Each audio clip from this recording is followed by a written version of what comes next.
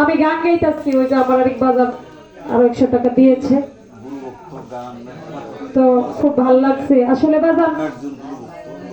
শিল্পীরা জীবন সার্থকতা, আমি 10,000 টাকা পাইলাম, 20,000 টাকা পেলে এটা বড় কথা না। আমি চলে যাওয়ার পরে যদি বলে যে না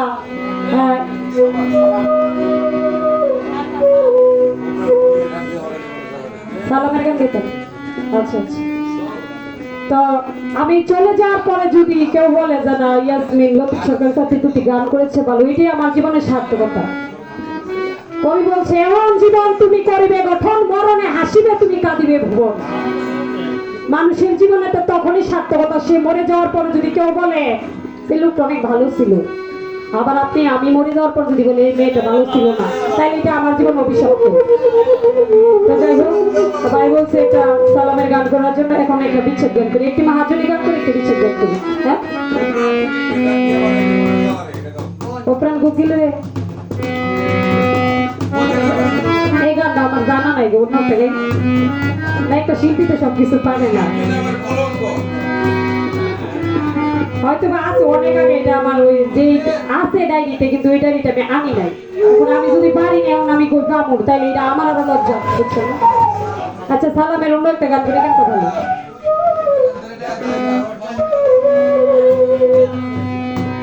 ওরে চিকন কালা তুই যে গলার মালা, আমি যে তোর আছি চিরদাসী, প্রাণবন্ধু রে বাজায় না এমন বিষের বাসি।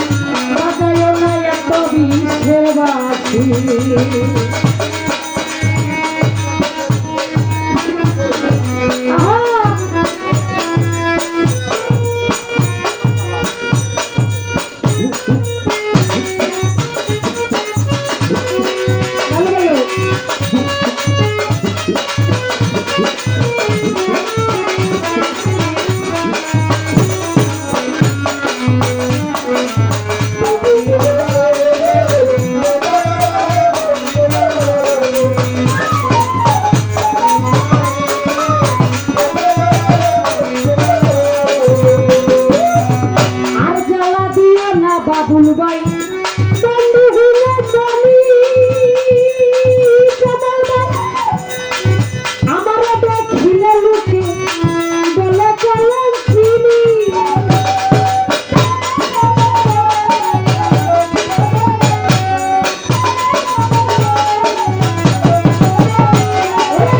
আর জ্বালা দিও না আমার কালা ভাই বন্ধু হইলে চলি